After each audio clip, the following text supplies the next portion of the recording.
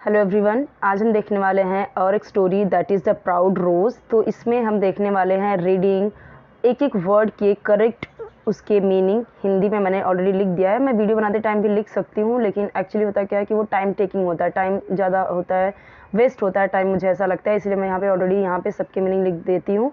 और अगर आपको चाहिए कि वीडियो बनाते टाइम मीनिंग लिखूँ तो वो भी चलेगा, मुझे कोई प्रॉब्लम नहीं है। आप कमेंट में बता देना तो मैं वैसे भी बना दूँगी वीडियो आपको मैक्सिमम रेजोल्यूशन पे देखना है। हाई रेजोल्यूशन पे देखोगे तो वीडियो क्लियर दिखेगा, 480 भी देखोगे तभी वीडियो क्लियर दिखेगा, नहीं तो ब्लर दिखता है, ठीक है, क्योंकि ये पेजेस के हैं ना फोटोज़।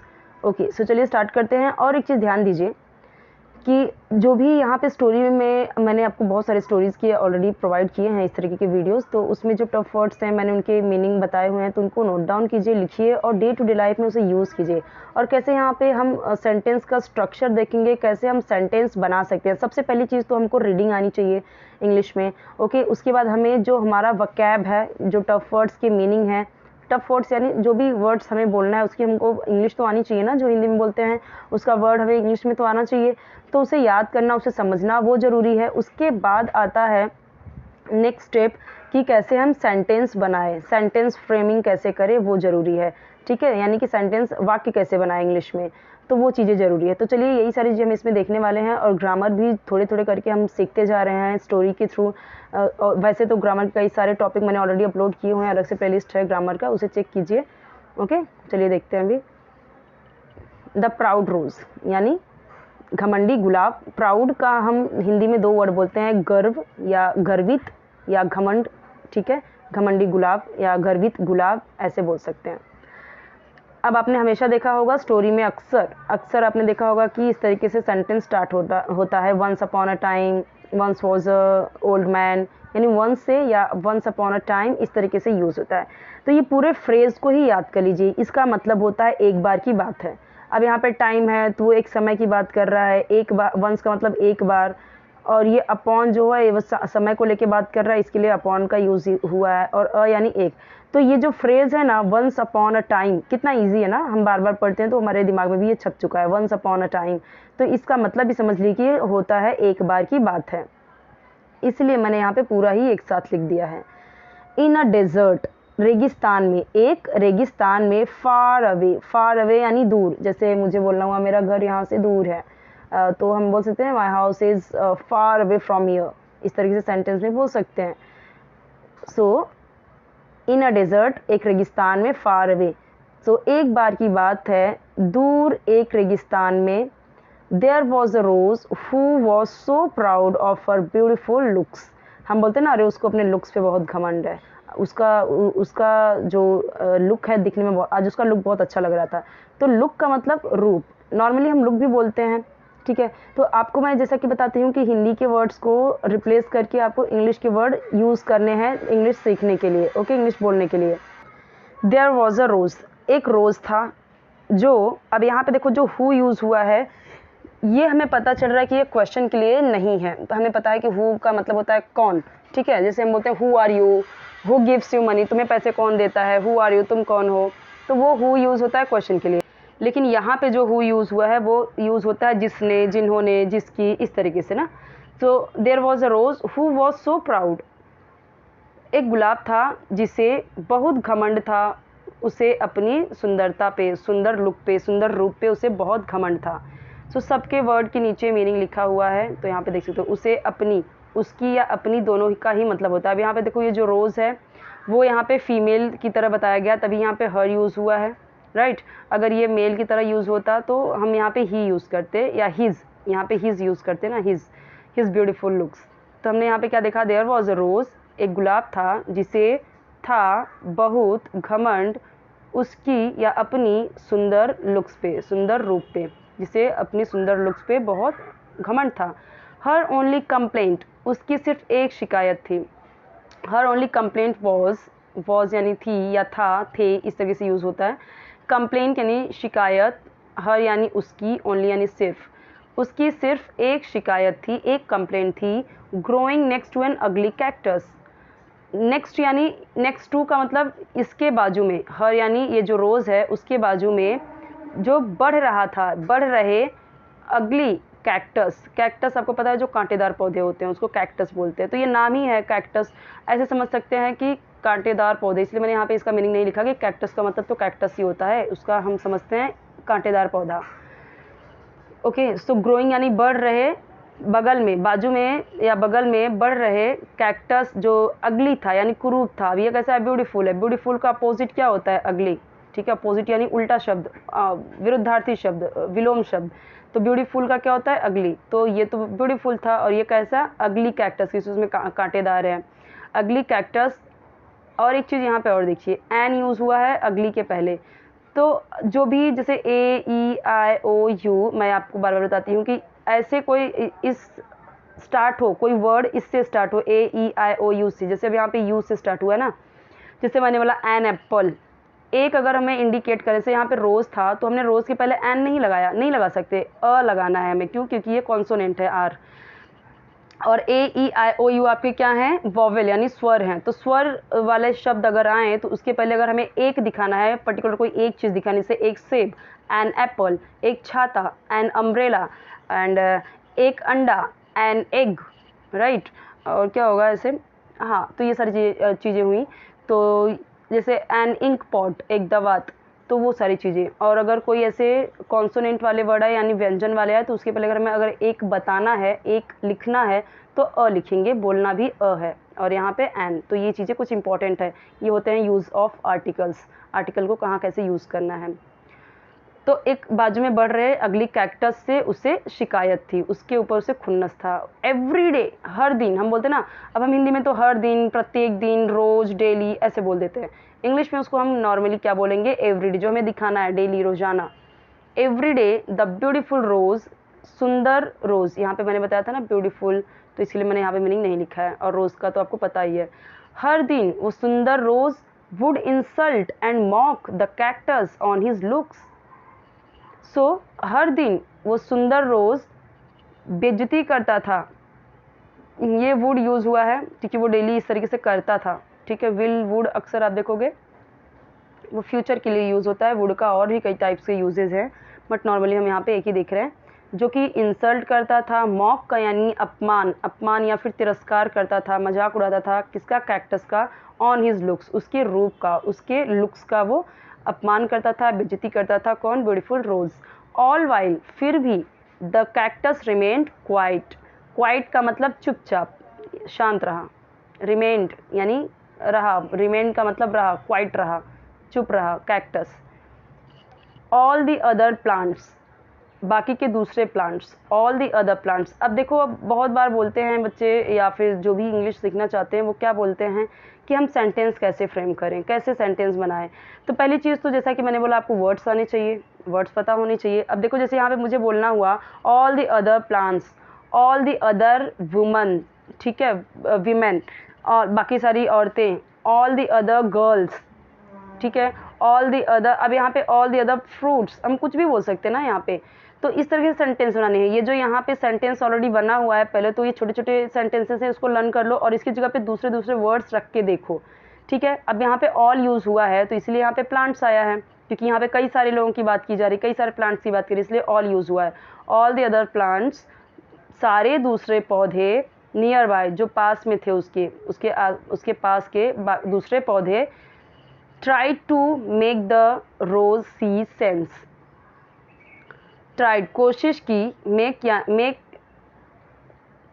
see sense, इसका मतलब होता है, देखो ये जो make see sense है, make see sense यानी समझाने की, सेंस यानी क्या होता है, सेंस हमारे अंदर रहेगा तभी तो हम समझेंगे, इसलिए यहाँ पे बोला है मेक सी सेंस यानी ज्ञान, समझना, ठीक है, समझाने की कोशिश की, किसको, रोज़ की, गुलाब को बहुत समझाने की कोशिश की, but she was too swayed by her own looks, लेकिन वह थी, टू का मतलब यहाँ पे बहुत ज़्यादा, स्वेड यानी प्रभावित, बाय हर ओन लुक्स, अपने लुक से, अपनी सुंदरता, अपने रूप से वो बहुत ज़्यादा प्रभावित थी गुलाब।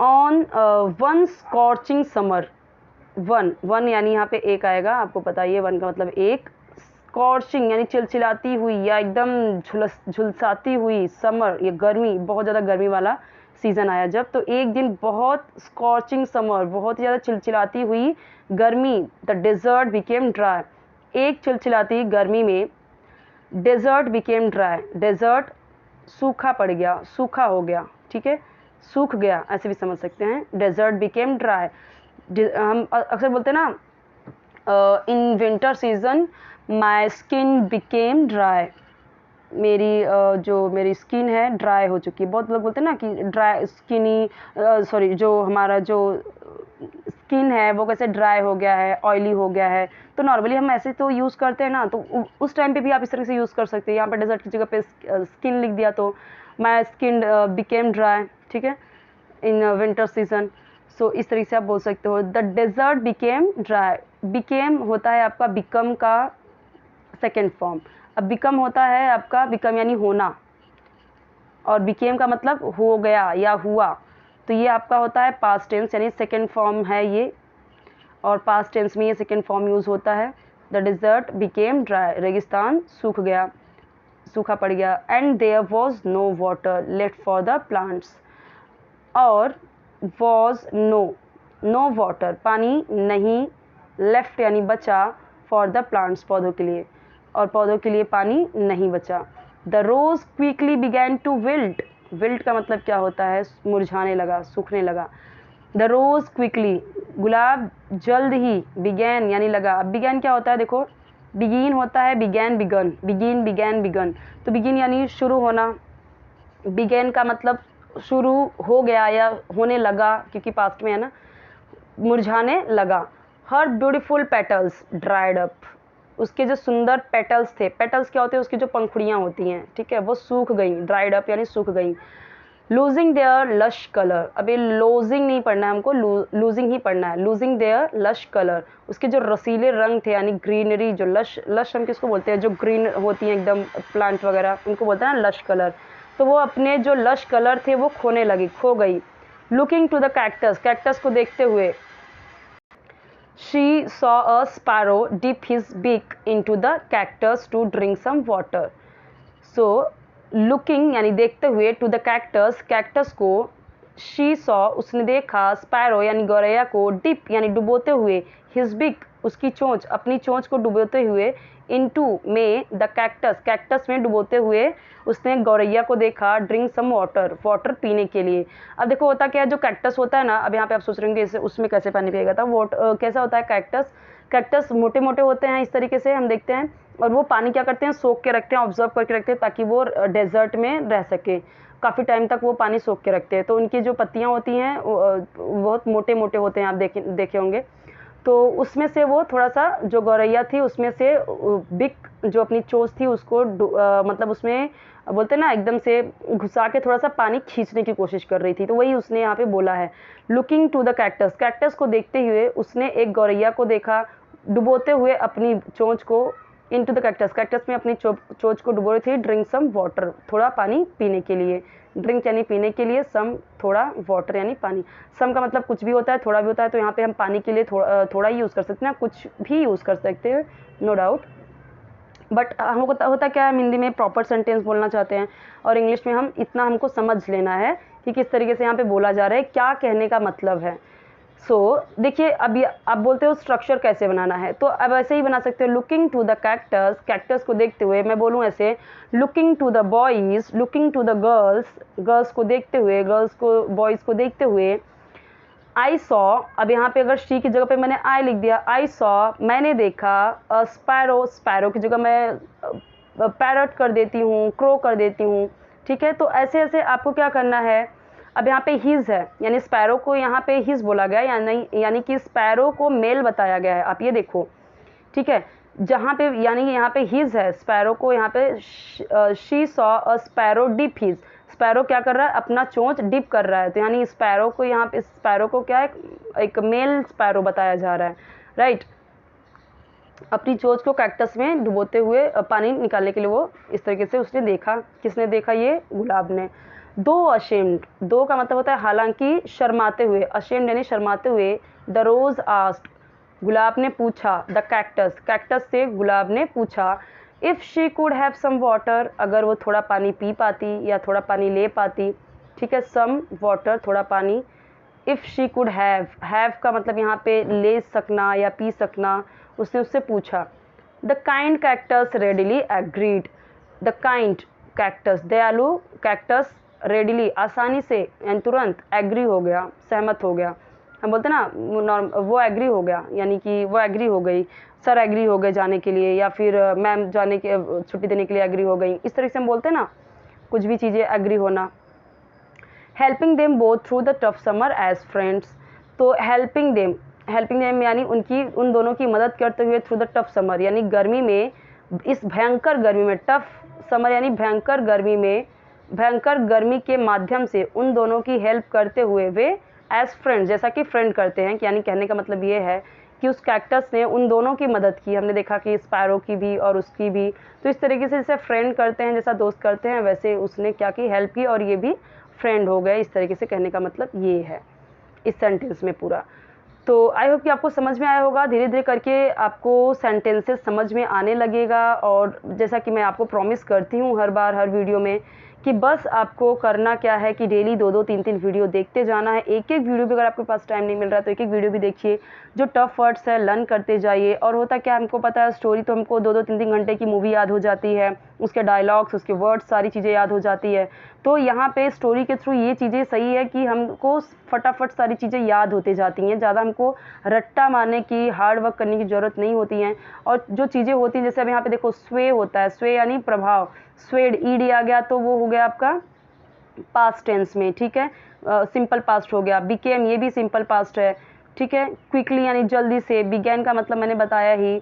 वाटर लेफ्ट, नहीं बचा, ठीक है, पानी।